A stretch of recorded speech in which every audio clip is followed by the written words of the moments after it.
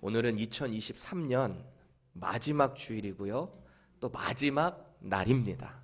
참 이러기가 쉽지 않은데 얼마나 우리가 조금 복되고 감사하고 또 기념할 만한 날인지 모르겠어요. 우리가 오늘 마지막 날을 또 기념하고 주일을 기념하기 위해서 우리 신앙생활을 좀 다시 한번 돌아봤으면 좋겠다 하는 마음으로 우리가 오늘 베드로전서 2장 1절부터 10절 말씀을 보기를 원합니다. 그리고 다음 주부터는 우리가 2024년 표어가 주님이 가르쳐 주신 대로입니다. 기도하는 가운데 제가 늘 강조 많이 하죠. 하나님 말씀만이 살 길입니다.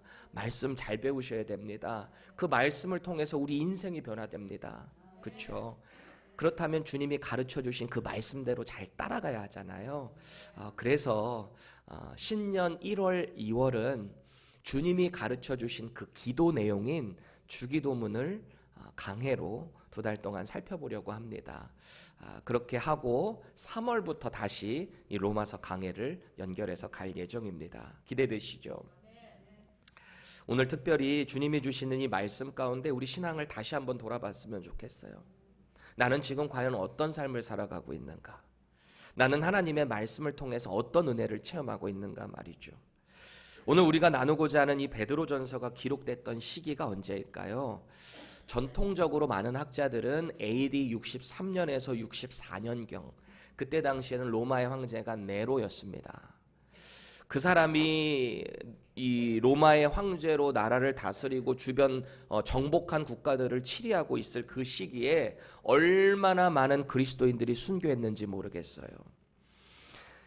이 네로 황제가 어떤 사람이었는가 역사적인 그 기록을 보면은 참 이렇게 뭔가 미치광이 같은 정신적인 좀 프로블럼이 있었던 사람입니다. 그래서 자기가 불질러 놓고 그것을 다 그리스도인들에게 뒤집어 씌웠던 사람, 이 사람이 네로였던 거예요. 이 사람이 그리스도인들을 얼마나 압박을 했는가 보니까 그리스도인들이 더 이상 그 로마 그 지역뿐만이 아니라 이 예루살렘 근처에 살 수가 없었던 거예요. 유대인들을 너무 그리스도인들을 핍박하니까 말이죠. 그래서 이방 나라 여기저기로 그리스도인들이 흩어질 수밖에 없었습니다. 그런데 문제는 당시 로마가 지배하고 있지 않은 지역이 대부분 없었다라는 거예요. 어디를 가도 로마의 그 휘하 아래 있기 때문에 어려웠던 거죠. 그래서 당시에 그 그리스도인들의 상황을 여러분들이 한번 생각해 보세요. 상상해 보세요. 그리스도인으로 살아간다라는 것이 얼마나 많은 위협과 생명의 그 아픔, 어려움, 죽을 수도 있다라는 그 다짐이 없이는 그리스도인으로 살아갈 수가 없었다라는 거죠. 그래서 오늘 베드로는 그런 상황 가운데 살아가는 그리스도인들에게, 종말을 살아가는 그리스도인들에게 소망을 가져라, 그렇게 우리는 살아가야 한다라는 그 신앙의 성도의 자세를 권면하고 있는 거예요. 여러분, 종말이 뭡니까? 종말의 시대는 무엇을 의미하는 겁니까? 예수님이 이 땅에 오셔서 당신의 사역을 마치시고 십자가에서 죽으시고 부활하셨습니다. 그리고 당신의 말씀 하나님의 나라를 선포하시고 약속을 하셨어요. 반드시 다시 오겠다. 그리고 하늘로 올라가셨어요. 그때부터 종말이 시작되는 거예요. 언제 다시 오실지 모르는 그 타이밍을 살아가는 성도들의 자세는 어떠해야 되는가? 우리가 오늘 이것을 마음 가운데 잘 정립을 했으면 좋겠어요. 우리가 2023년을 마무리하고 이제는 새해를 맞이하게 됩니다. 그래서 지금 이 시간이 너무너무 중요한 것 같아요. 우리가 어떤 믿음의 결단과 다짐을 가지고 새해를 맞이하느냐가 내년에 여러분들의 신앙생활에, 특별히 성도로 살아가는 여러분들의 삶의 열매들에 좌지우지할지 모르겠습니다. 특별히 여러분들 믿음의 성장과 성숙에 있어서 오늘이 너무너무 중요한 시간이다라고 저는 생각이 들어요. 그래서 오늘 말씀 가운데 우리 명확한 믿음이 다시 한번 우리 가운데 잘 세워질 수 있기를 축원합니다. 오늘 베드로는 본문 가운데 아까도 제가 설명한 것처럼 고난과 환난을 지나는 성도들에게 도전을 하고 있어요. 어떻게 살아가야 되는가? 3절 말씀 먼저 보실까요? 너희가 주의 인자하심을 맛보았으면 그리하라. 도전을 하고 있는 거예요. 주의 인자하심 맛봤냐? 그러면 그리해라. 뉴 킹 제임스 버전으로 한번 보세요. If indeed you have tasted, indeed 너 정말로 그렇게 tasted 했어? 그렇으면은 that the Lord is gracious. 그 주님께서 너희들에게 행하신 그 인자하심, 그 은혜로운 그 일들 너희들 테이스트 했어? 정말로 테이스트 했어? 그렇다면 그리하라 라는 말을 하고 있는 거죠. 우리가 그 주님의 인자하심을 맛본 것은요, 그냥 한번 이렇게 툭 먹어보고 끝난 게 아니라는 거예요. 우리 신앙생활이 그렇다는 거예요. 주님이 우리를 위해서 행하신 그 일들, 특별히 십자가에서 죽으신 그 사건, 그리고 부활하신 그 사건, 그것을 믿고 예수님 우리의 구주로, 우리의 영원한 구원자로, 주님으로 영접한 사람들은요, 그 맛본 것을 한 번으로 끝나는 게 아니라 그의 평생에 있어서 누리며 산다. 이런 맛을 다 말을 포함하고 있는 겁니다. 우리의 인생에서 형용할 수 없는 그 인자하심의 맛이 날마다 과거부터 시작해서 믿는 그 순간부터 시작해서 지금뿐만 아니라 이제 앞으로도 계속 그렇게 유지되라 라는 것을 도전하고 있어요. 사실 이 말씀은 시편에서 인용이 되었거든요. 우리 시편 34편 8절 함께 읽겠습니다. 시작. 너희는 여호와의 선하심을 맛보아 알지어다. 그에게 피하는 자는 복이 있도다. 아멘. 믿으십니까? 어떤 환난과 역경을 지날지라도 성도는요, 여호와의 그 선하심을 맛봤다는 거예요. 그분이 어떤 분이신지, 그분이 우리에게 어떤 사랑과 은혜를 베풀어 주셨는지 그것을 맛본 자라는 것입니다. 그 맛을 알기 때문에 인생 가운데 어떤 일을 경험하게 될지라도 넉넉히 이겨낸다라는 것입니다.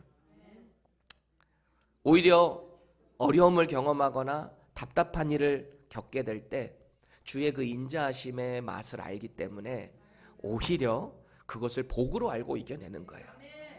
그래서 우리가 이런 말 너무 많이 들었죠. 고난이라는 것은 복으로 위장된 것이다. 그죠? 위장된 복이다. 이런 표현 들어보셨죠? 그 고난 가운데 자꾸 스트러글링 하면서 막 하나님을 블레임하고 그러고 계시지 말고요. 하나님께서 이 고난을 통해, 이 상황을 통해 나에게 어떤 복을 주시려고 그러지? 라고 하는 믿음의 넉넉함이 있어야 한다라는 거예요. 여러분, 고기도 먹어본 사람이 먹는다. 이런 말 들어보셨죠? 특히 요즘 사람들은 이 맛있는 집을 찾아가려고 얼마나 헤매는지 몰라요. 어디를 가도 뭐 저만 해도 그렇습니다. 한국에 어디를 가면은 이 지역에 어디가 맛집이 있는지 검색을 딱 하면 쪼르륵 나오잖아요. 그러면 리뷰를 한번 쫙 보잖아요. 그 사람들이 얼마나 많은 사람들이 좋은 평점을 줬는지 말이죠. 어떤 맛집 같은 데 가보면은 3-4시간씩 줄을 서서 기다려서 겨우겨우 먹는 그런 식당들도 있더라라는 거예요. 저는 그런 데는 안 가요. 굳이 그렇게 줄을 서서 저는 당장 빨리 넣어야 되기 때문에 그렇게 힘들면은 안 가요. 근데 정말 많은 사람들이 이런 맛집을 찾아다니는 요즘 시대를 봅니다. 거기에 전 인생을 쓰는 사람들도 있어요. 시간을. 요새는 또 뭐 유튜브 같은 게 너무 잘 돼 있다 보니까 그런 맛집 먹고 리뷰하고 촬영하는 거 올리는 걸 직업으로 하시는 분들도 있잖아요. 여러분, 이 세상 사람들이 왜 그렇게 맛집을 찾아서 다닐까요? 은퇴하고 나서 그 맛집 전 세계 일주하는 사람들도 제가 본 적이 있습니다. 왜 그럴까요? 그 맛이 주는 기쁨이 있어서 그래요. 그것을 먹을 때마다 새로운 것을 먹고 그 맛있는 것을 느낄 때마다 기쁨이 있는 거 아니에요? 그러니까 그것을 자꾸 찾아 헤매는 거예요. 전에 맛있었으면 더 맛있는 데를 찾아가고 그 맛을 자꾸 찾아다닌다.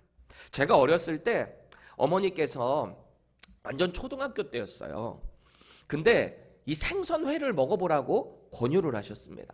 그러면서 저한테 그러셨어요. 이거를 먹으면 오줌이 뽀얗게 나온다 그러셨어요. 그게 무슨 뜻일까 저는 그때 이해가 안 됐어요. 회를 먹으면 오줌이 뽀해진다. 뭐 건강해진다. 뭐 그런 여러 가지 뜻을 함축해서 말씀하셨겠죠. 근데 제가 처음 먹었을 때 그 회의 맛은요. 아직도 잊을 수가 없어요. 밍밍하고 미끌미끌대고 이게 뭔가? 왜 이거를 먹으라고 하는 거지? 처음에는 그랬습니다. 그런데 지금 제게 여러분들이 무슨 음식을 제일 좋아하십니까? 묻는다면 저는 회입니다. 전 씨푸드를 제일 좋아합니다. 회, 단연. 그렇게 처음에는 낯설고 힘들었던 음식이 그 맛을 알고 나니까 얼마나 맛있는지 모르겠어요. 그럼 오늘 베드로가 말하는, 여러분들 생각해 보세요. 주의 인자하심의 그 맛, 이 맛은 도대체 뭘까요? 무슨 맛일까요? 주의 인자하심의 맛. 그리고 이 맛은 도대체 우리가 어떻게 해야 누릴 수 있는 걸까요? 본문 2절 보세요. 갓난아기들 같이 순전하고 신령한 젖을 사모할 때 이 맛을 누릴 수 있어요. 여기서 말하고 있는 이 신령한 젖은 뭔가? 바로 하나님의 말씀을 뜻하는 거거든요. 마치 갓난아기가 젖을 이렇게 찾듯이 그리스도인들은 그 말씀을 날마다 찾아감을 통해서 살아갈 수 있다라는 것입니다. 여러분, 갓 태어난 아기가 엄마 젖이 맛이 있는지 없는지 그거 알아요? 그 맛 알아서 먹습니까? 우리 둘째 아들이 좀 이게 특이하잖아요. 그러니까 우리 막내가 엄마 젖을 항상 먹으니까 그게 궁금한 거야, 그 맛이. 그래가지고 그거를 조금 해서 줬는데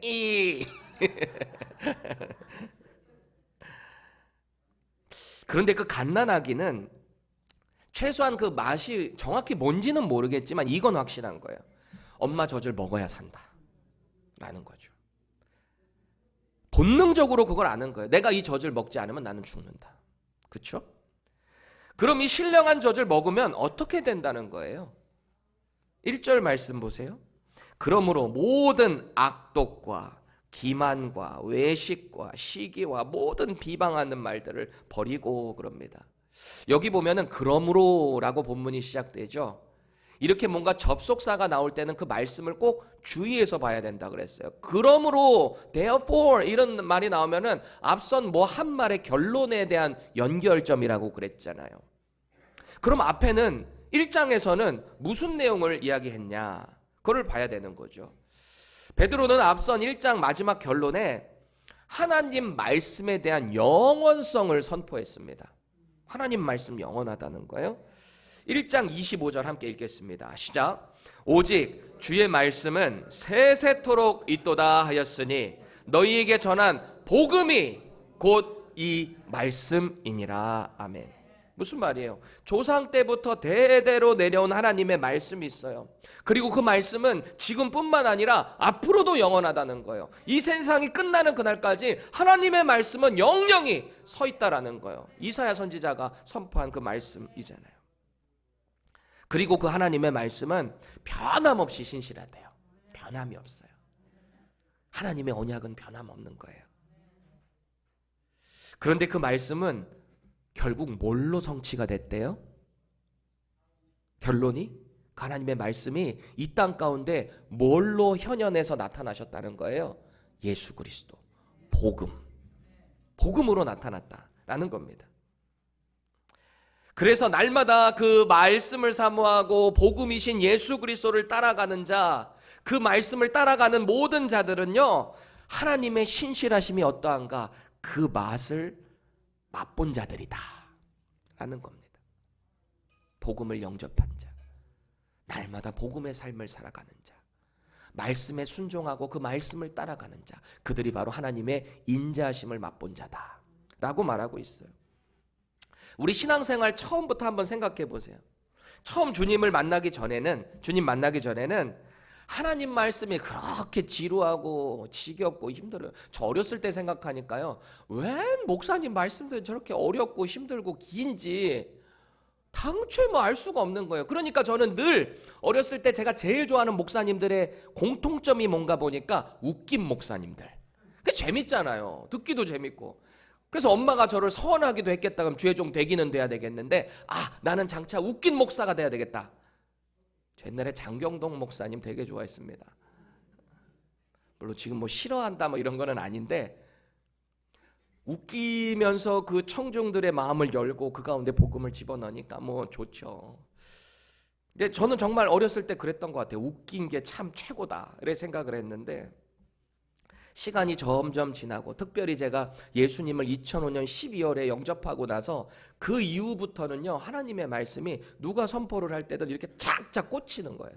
이 말씀이 막 꽂혀오는 거예요. 이게 하나님의 말씀이 나한테 이제 막 오는 거죠. 신령한 저주로 느껴지는 거죠. 여러분들 말씀 듣는데 자꾸 졸잖아요. 말씀 듣는데 자꾸 집중 안 되잖아요. 그 예수님이 뭐라 그러셨어요? 그 하나님의 말씀의 씨앗이 자꾸 뿌려지는데 여러분들의 마음밭이 준비가 안 됐고 사탄이 여러분들의 그 말씀을 뺏어가는 걸 수도 있어요. 진지하게 고민해 보셔야 돼요. 말씀만 딱 시작하면 졸리다. 이거 심각하게 고민해 보셔야 돼요. 그 말씀이 이제 예수님을 인격적으로 받아들이고 나니까 그 말씀의 삶을 살아내게 되잖아요. 그럼 삶이 변화되는 겁니다. 말씀의 그 인생을 변화시키는 거예요. 우리 말과 행실이 달라져요. 하나님의 말씀을 통해서 자꾸 거룩해진다라는 것입니다. 인격적으로 만난다는 말 여러분 많이 들어보셨죠? 저도 예수님을 인격적으로 만나고 말씀 가운데 변화됐다 그랬잖아요. 인격적으로 만난다라는 말은 이런 거예요. 우리 박은자 권사님 대답해 보세요. 네, 하셨죠? 저랑 이렇게 대화를 하시는 거예요. 그리고 단순히 대화하고 아는 정도만 아니라 서로의 마음이 통하고 그 기도 제목을 가지고 같이 기도하고 교통하는 거. 이게 인격적으로 만나는 거예요. 제가 예수님을 그렇게 인격적으로 만나는 거예요. 여러분들이 하나님을 그렇게 말씀을 통해 인격적으로 만나는 거예요. 그렇게 만나게 되면요. 소통이 되잖아요. 그러면 우리의 인생이 자꾸 그분께 맡겨지고요. 그분의 힘에 힘입어서 하루하루를 살아내니까 내 인생이 변화되는 거 아니겠어요? 또 이 말씀을 통해서 주의 인자하심을 맛본 자, 성도들이 교회 안에 공동체 안에서 서로 그 말씀을 또 교제하잖아요. 말씀으로 은혜를 나누잖아요. 얼마나 행복한 하나님의 나라가 이루어지는 겁니까? 저와 여러분들이 속한 모든 공동체에서 이런 하나님의 나라가 날마다 경험되기를 축원합니다. 베드로는요. 주의 인자하심을 맛본 저와 여러분들을 가리켜서 오늘 뭐라고 부르고 있는가? 이거를 좀 집중해야 되는데 뭐라고 부르는가? 보세요. 뭐라 그래요? 우리를요. 하나님의 백성이다 라고 부릅니다. 로마의 백성이 아닌 창조주 하나님의 백성이래요. 저는 아들만 3명이잖아요. 여러분 아들 셋 있는 집과 교제를 해보면 참 시끄럽습니다. 정신없어요.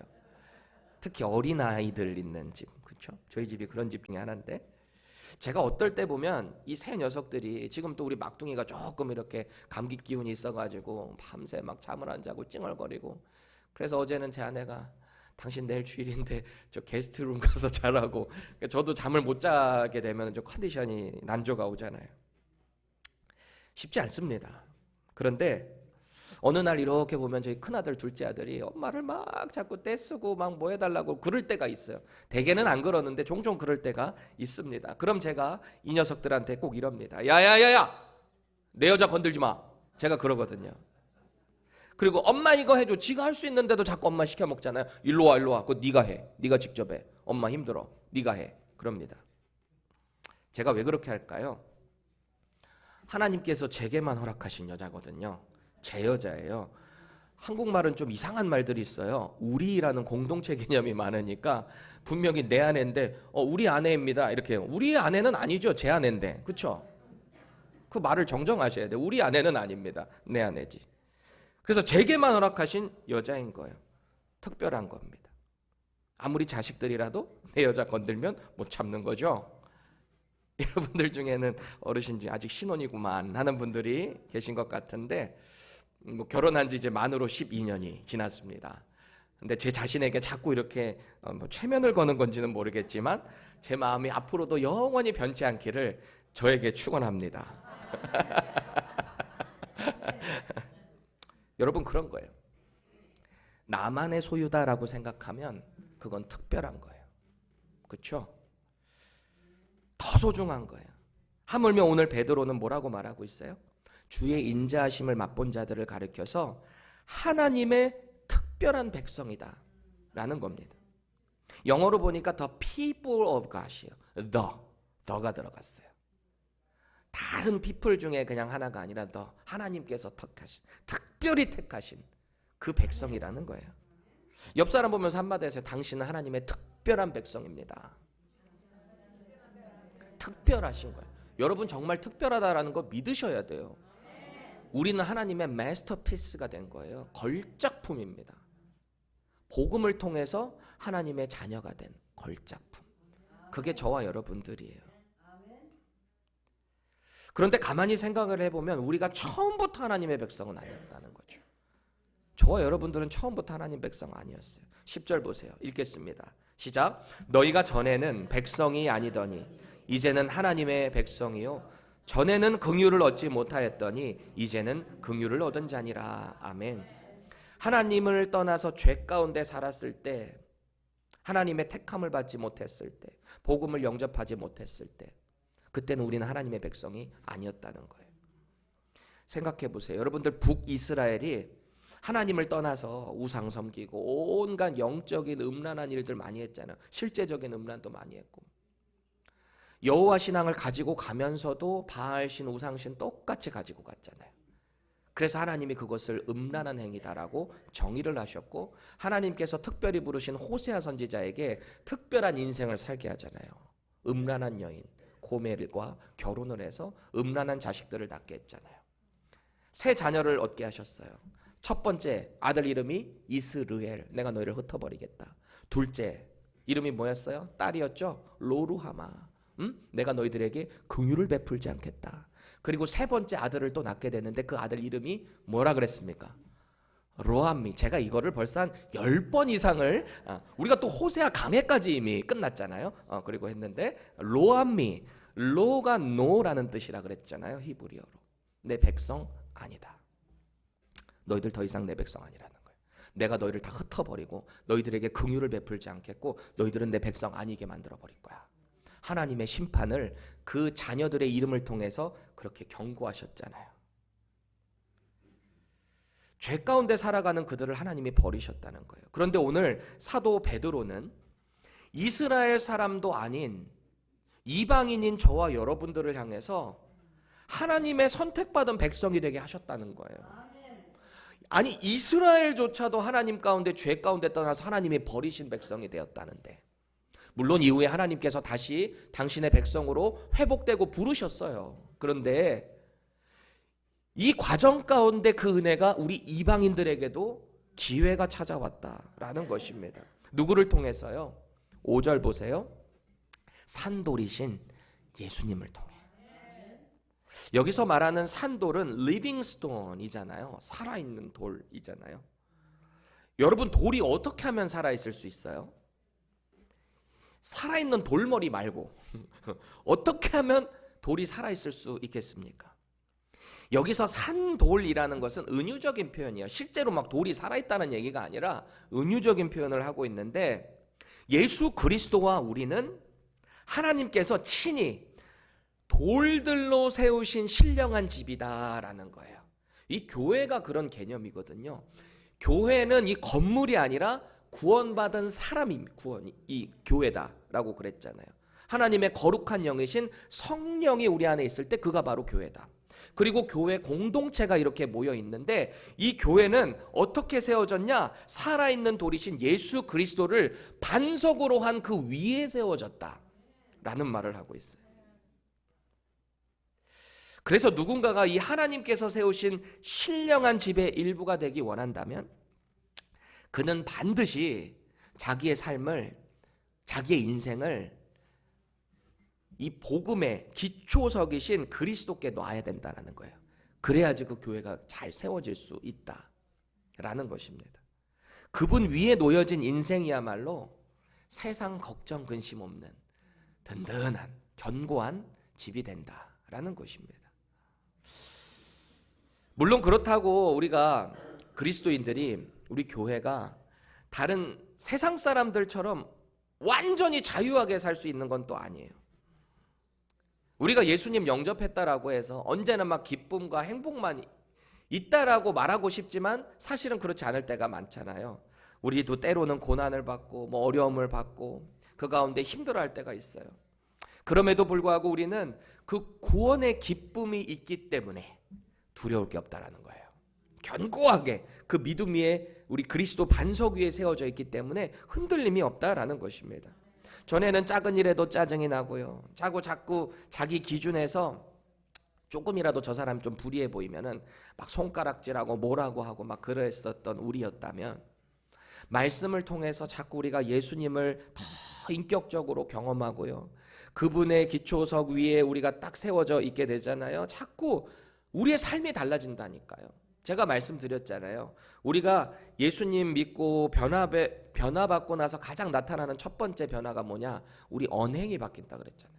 말이 바뀌고요, 자꾸 그 사람을 칭찬해 주게 되고요, 답답한 일을 봐도 자꾸 격려해 주게 되고요.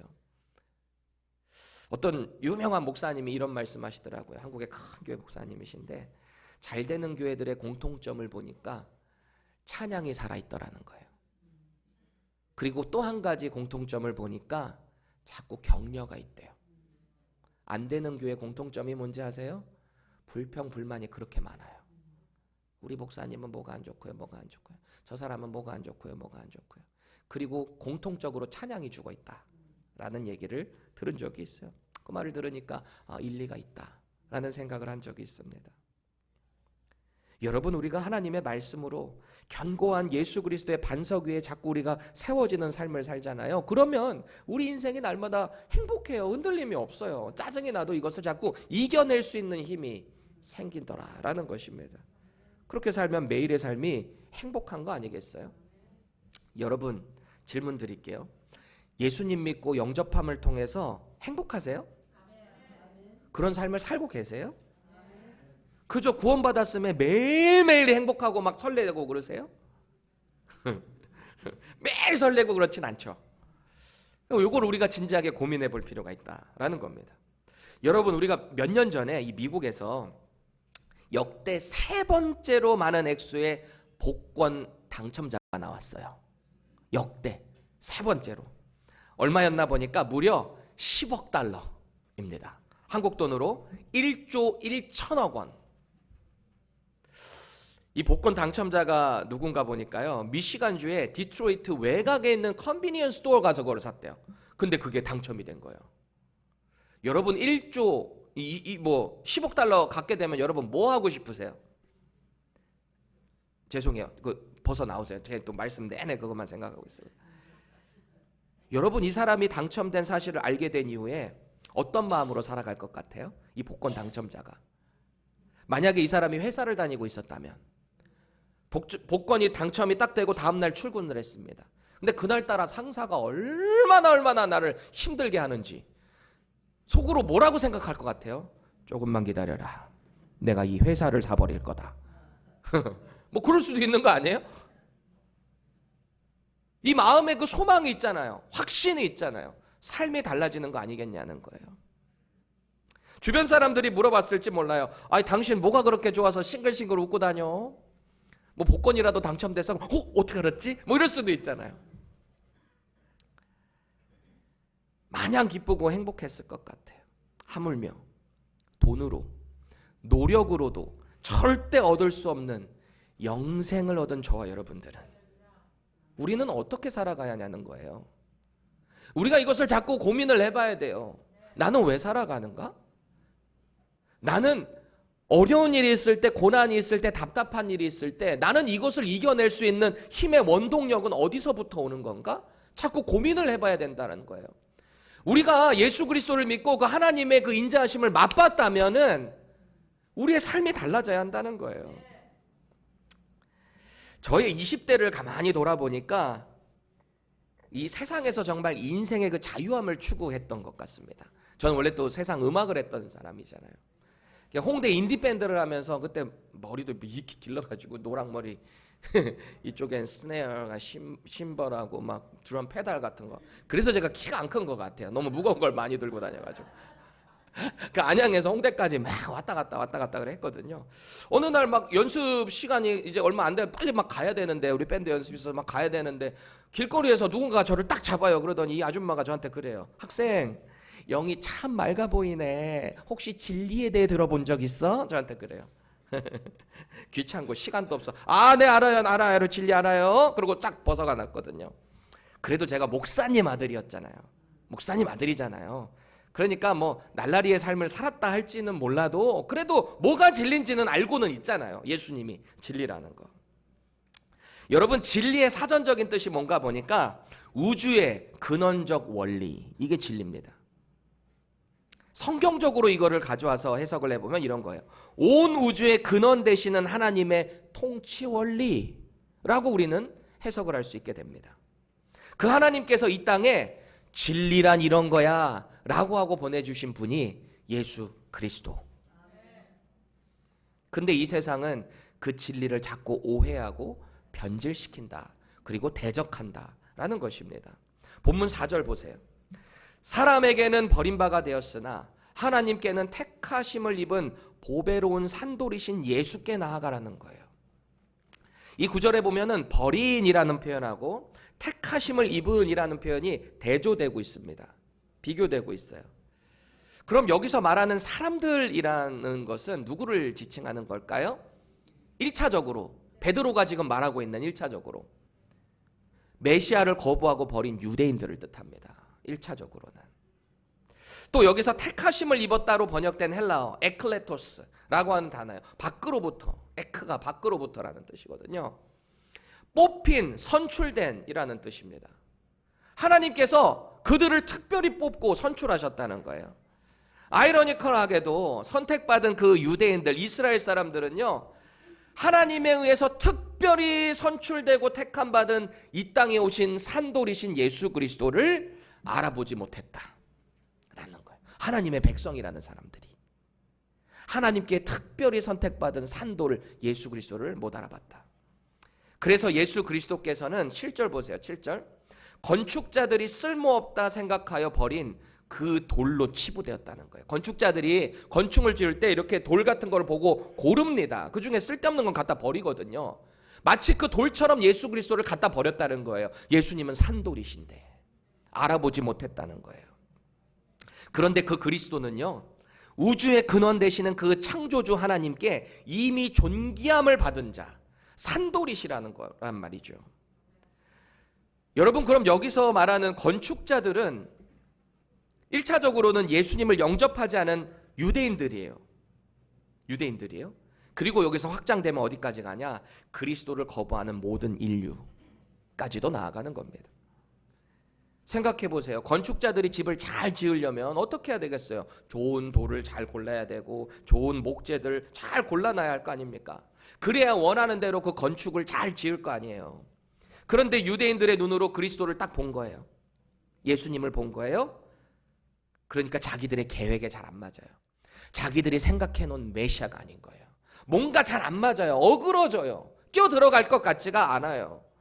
자기네들을 정치적으로 해방시켜줄 메시아가 아닌 거예요. 전혀 가치가 없어 보이니까 내어버린 겁니다. 온갖 세상의 쾌락과 우상에 빠져있는 이방인들은 어떨까요? 뭐 더하죠. 유대인들보다 더했겠죠. 그리스도는 매력적이지 못한 거예요. 그래서 버리는 돌로 치부를 한 겁니다. 그들에게 예수님은요, 8절 보세요. 부딪히는 돌, 그저 걸려 넘어지게 하는 바위일 뿐입니다. 하나님께는 택함 받았는데 인류에게는 그런 대우를 받으셨다라는 겁니다. 그런데 하나님이 그 돌을 직접 선택하셨다 그랬잖아요. 그래서 산돌이신 그 예수님을 모퉁이 돌이 되게 하셨대요. 이제는 또 모퉁이 돌. 여러분, 코널스톤 들어봤잖아요. 이 모퉁이 돌이 뭐예요? 당시에 이 건축물을 지을 때 벽하고 벽 사이를 이렇게 연결을 해야 되잖아요. 그 사이에 중심이 되는 이 돌이 너무너무 중요한 거예요. 무너지지 않게 해야 되니까. 건축자들이 버려진 그 돌을 이 모퉁이에 아주 주춧돌로 주님께서, 하나님께서 삼아주셨다라는 겁니다.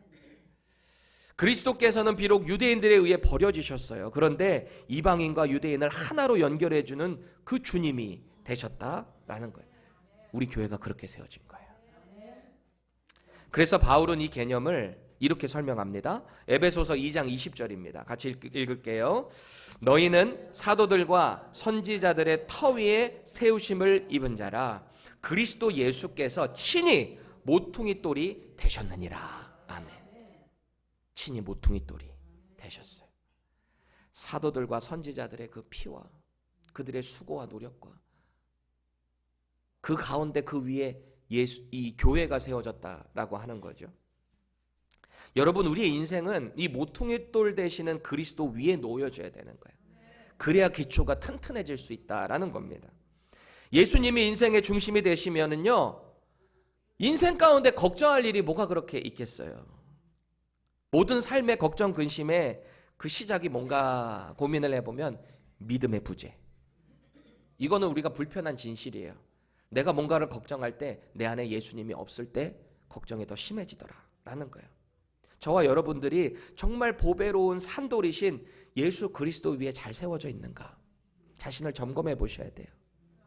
예수님은 그리스도를 영접하는 자들을 향해서 이렇게 선언하신 적이 있습니다. 요한복음 8장 32절 읽겠습니다. 진리를 알지니 진리가 너희를 자유케 하리라. 아멘. 세상의 어떤 고난과 역경 가운데서도 진리 되시는 예수님을 잘 알아야 하는 거예요. 또 그분을 보내신 하나님의 사랑과 그분의 인자하심과 그분의 그 긍휼하심을 알게 되잖아요. 그러면 이 땅 가운데서 자유해지는 거예요. 제가 말씀드렸죠. 여기서 말하는 성경의 자유는 방종을 말하는 게 아닙니다. 죄 가운데 내가 하고 싶은 대로 다 하는 게 아니에요. 진정한 자유는 하나님의 말씀 안에 순종하며 그 말씀을 따라가는 가운데 누리는 자유가 진정한 자유예요. 이 세상의 자유는 우리가 마치 교회 열심히 다니다가 한국 방문할 때 자유다, 내 멋대로 해도 된다, 이게 자유가 절대 아니라고 얘기했어요. 그래서 제가 요번에 한국 방문하고 각자 여기저기 간 청년들한테 늘 강조했어요. 말씀 가운데 이곳에서 살던 그 신앙의 루틴을 꼭 지켜가라. 자유라고 마음대로 살아가지 말고 이 영적인 루틴을 자꾸 지켜가라. 말씀 가까이 하고 큐티하고 그 가운데 자꾸 은혜의 자리를 사모하는 그 루틴 말이죠. 전에는 나의 죄성이 자꾸 우리를 누릅니다. 아무리 세상 가운데 돈으로 쾌락으로 자신을 즐기려고 우리가 얼마나 그렇게 사실 살았어요 이전에. 지금 이 세상 사람들이 그렇게 살아가고 있잖아요. 손에 잡힐 듯 이게 진정한 행복인 것처럼 따라가는데 절대 잡지 못해요. 부자는 더 부자가 되고 싶어 하고요. 성공한 사람은 또 다른 성공을 꿈꾸고요. 사업 확장하고 나면 더 큰 확장을 꿈꾸고요. 이게 이 세상이 추구하는 행복의 기준입니다. 절대 잡지 못해요. 그렇게 하나님 법을 떠나서 세상 가운데 허우적거리다가 죽는 게 이 세상 사람들의 모습 아닙니까? 언제나 공허해요. 이 안에 뭔가 채워지지 않는 뭔가가 있어요. 아무리 맛집을 다니고 아무리 뭔가를 추구하고 맨날 골프 치면 뭐예요? 맨날 골프 치고 여행 다니고 그런다고 채워집니까? 채워집니까? 절대 안 채워져요. 제가 아는 어떤 분은 돈 엄청 많이 벌어가지고 은퇴를 빨리 하셨어요. 그리고 전 세계 일주를 다니고요. 어디가 골프장 좋은지 맨날 그 골프장만 찾아다녀요. 근데 그렇게 2년 딱 살고 나니까 재미없대요. 허무하대요. 그게 우리 인생입니다. 우리는 영적인 존재잖아요. 이 안에 채워져야 하는 것은 영적인 것으로 채워야 하는 거예요. 그렇게 주의 인자하심을 맛본 자들은 자연스럽게 하나님을 대표하는 삶을 살아가게 되더라 라는 것입니다.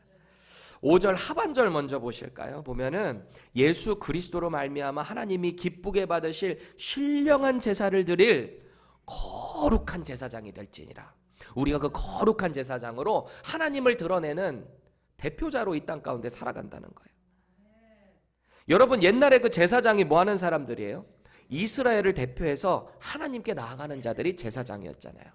죄를 대신 가지고 제사를 대신 해주고 대표성을 갖고 있었단 말이죠.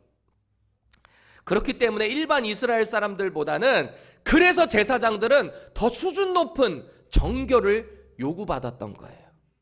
대표니까. 구원받은 저와 여러분들이 어느 정도의 대표성을 띠고 있는가?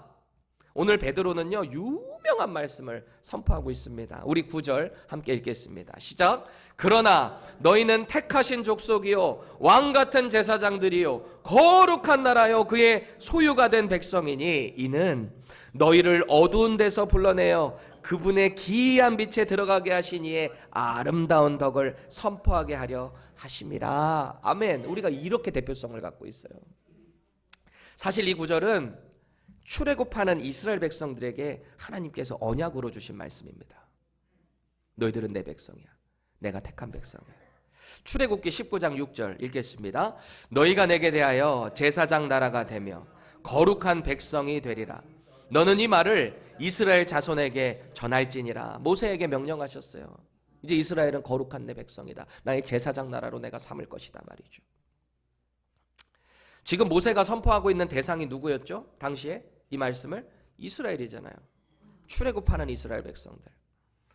다시 말해서 하나님께서는 이스라엘을 특별하게 선택하셨다 그랬어요. 그리고 그들을 쓰시겠다고 약속하셨어요. 그럼 이 말씀은 지금 2023년 마지막 끝자리에 서 있는 저와 여러분들에게는 무슨 의미가 되는 거예요? 무슨 연관성이 있는 거예요? 이게 원래 이스라엘 백성들에게 하신 말씀인데 말이죠. 저와 여러분들, 일단 한국 분들 중에는 대부분은 다 한국에서 태어나서 미국에 와서 살며 누군가는 유학생으로, 누군가는 여기 영주권자로, 누군가는 시민권자로 그렇게 살아가고 있어요. 하지만 여전히 우리는 이스라엘 사람 아니에요. 여러분들 여기 미국에 태어나서 미국에 살고 미국 분들 여기 미국 시민권자로 살지만 여러분들은 역시 이스라엘 사람들은 아니에요. 다시 말해서 우리는 다 이방인이에요. 이스라엘 백성들 빼고는 다 이방인이거든요. 그런데 오늘 이스라엘 사람인 이 베드로가 건축자이신 그 하나님께서 예수 그리스도를 모퉁이 돌로 삼으셨다 그랬잖아요. 모퉁이 돌로. 그리고 그 위에 얹어지는 모든 자들은 이제는 앞으로 이방인이라 할지라도 이스라엘 백성이 갖는 그 대표성을 부여하겠다 라는 말씀을 주고 있는 거예요. 우리에게 어떤 특권을 주셨는가? 우리를 택하신 족속 삼으신다는 거예요. 왕 같은 제사장 삼으시겠다는 거예요. 우리를 거룩한 나라로 그렇게 치유해 주시겠대요. 또 하나님의 소유된 백성으로 우리를 그렇게 삼아 주셨다. 오늘 베드로가 그 말씀을 선포하고 있습니다. 여러분 여기서 족속이라고 번역된 이 헬라어 단어 게노스를 보세요. 혈통 또는 출생을 뜻하거든요. 이 단어에서 이게 유래가 돼서 generic, gene이라고 하는 영어 단어가 나온 거예요. 생각해 보세요. 유대인들은 아브라함의 그 육적인 혈통만을 인정하고 자랑합니다. 자기들의 그 할례만을 자랑합니다. 우리만이 하나님의 족속이다라고 자랑했어요. 그런데 하나님은요, 예수 그리스도의 그 십자가의 은혜로 이제는 이방인들에게도 동일하게 그 하나님께서 택하신 이스라엘 혈통으로 간주해 주시겠다라는 겁니다. 그리고 그리스도인이 됨을 통해서 선택된 레위인들에게만 주어졌던 그 제사장직을 저와 여러분들에게 허락하셨다. 하나님께 선택된 나라와 백성이 되게 하셨다라는 거예요. 무엇을 위해서 그랬을까요? 9절 하반절입니다. 그의 기이한 빛에 들어가신 이의 아름다운 덕을 선포하게 하시려고 우리를 그렇게 해주셨다는 거예요. 여러분 여기서 말하는 하나님의 아름다운 덕, 이게 뭘까요? 이 선포하는 게 뭘까요? 굿 뉴스거든요. 복음. 그 복음을 선포하게 하시려고 우리를 그렇게 제사장 나라 삼아주시고 왕 같은 제사장, 그렇죠? 하나님의 선택된 백성, 족속 삼아주셨다는 거예요. 그래서 이 세상 사람들은 하나님을 대표하는 저와 여러분들을 보고 하나님과 그 교회를 바라보게 되는 거죠. 그래서 베드로는 비록 당시의 로마의 박해와 핍박 가운데 있을지라도 하나님 나라를 세상 가운데 드러내라는 거예요. 그 고난 가운데서도 드러내라는 거예요. 그리고 그 말씀을 보는 우리에게도, 지금 이 말씀을 보는 우리에게도 하나님의 아름다운 덕을 선포하라, 이렇게 도전하고 있습니다. 그렇다면 우리가 이제 정말 그 대표성을 갖고 있는 사람들이라면 식당에 가도 회사에 가도 우리가 살아가는 모든 삶의 영역에서도 세상은 우리를 보면 하나님을 보게 될 테니까 우리는 그런 대표성을 갖고 있는 자들이니까 합당한 삶을 살아야 하지 않을까요?